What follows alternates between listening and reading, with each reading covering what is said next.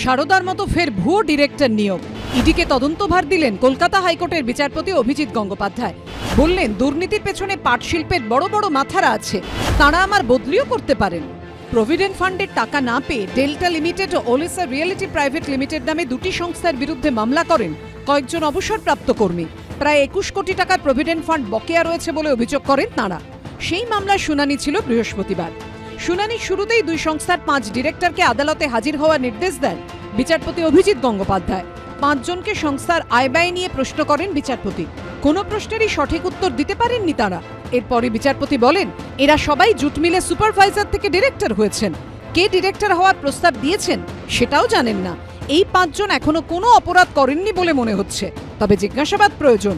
এদের সাজিয়ে রেখে বলির পাঁঠা করে কেউ পেছন থেকে কাজ করছেন, এরা চাইলে পদত্যাগ করতে পারেন। এরপরে এই মামলায় ইডিকে তদন্তভার দেন বিচারপতি অভিজিৎ গঙ্গোপাধ্যায়।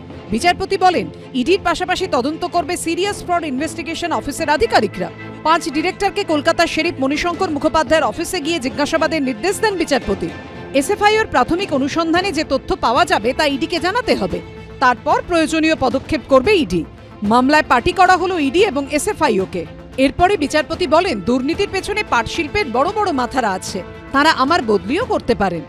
এখনই এদের গ্রেফতার করার কোনো প্রয়োজন নেই, এদের সম্মানহানি যেন না হয়।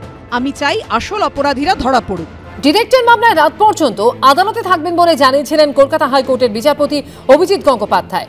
সেই মতো বৃহস্পতিবার রাত 10টায় আবার শুনানি শুরু হয়, যেখানে এসএফআইও জানায় এই দিনের মতো জিজ্ঞাসাবাদ পর্ব শেষ হয়েছে। শুক্রবারের মধ্যে এসএফআইওকে পুলিশের কাছে অভিযোগ দায়েরের নির্দেশ দেন বিচারপতি।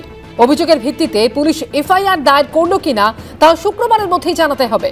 এফআইআর দায়ের হলেই ইডি তদন্তভার গ্রহণ করবে বলে নির্দেশ দেন বিচারপতি। দুপুর 3টের মধ্যে এসএফআইওকে রিপোর্ট পেশের নির্দেশ দেন তিনি। এসএফআইয়ের উদ্দেশ্যে বিচারপতি একদিন প্রশ্ন করেন, কি জানতে পেরেছেন?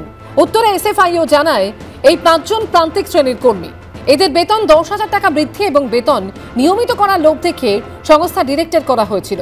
কোম্পানির মূল ডিরেক্টর সুনীল ঝুনঝুনওয়ালা এবং আরো কয়েকজন ব্যক্তি যুক্ত আছেন। এতে বিচারপতি প্রশ্ন করেন, তার মানে এরা আসল ডিরেক্টর নয়? উত্তরে এসএফআইও বলে, না। এদিন এই মামলা ছাড়াও অন্য একটি বেসরকারি সংস্থা শ্রমিকদের দায়ের করা মামলার শুনানি ছিল। সেই মামলা চলাকালীন বিচারপতি গঙ্গোপাধ্যায় বলেন, আমি গরিব মানুষের কথা ভেবে তাদের স্বস্তি দেওয়ার চেষ্টা করি। মামলা শোনার সময় তাদের কথা মাথায় রাখি। বড় বড় সংস্থার মালিকদের তো অনেক টাকা, গরিব শ্রমিকদের টাকা দেয় না কেন? তারা তো খেটে খাওয়া প্রান্তিক মানুষ। মালিক বাড়িতে হাতির দাঁতের চেয়ারে বসে আছেন, অনেকেই তো গজদন্ত মিনারে বসে থাকে। এই প্রান্তিক গরিব মানুষদের কথা চিন্তা করতে হবে তো। অতীতে শাসক দলের একাধিক নেতামন্ত্রীর সম্পত্তি নিয়ে প্রশ্ন তুলেছেন বিচারপতি গঙ্গোপাধ্যায়। বহু তির্যক মন্তব্যের শিকারও হয়েছেন তিনি।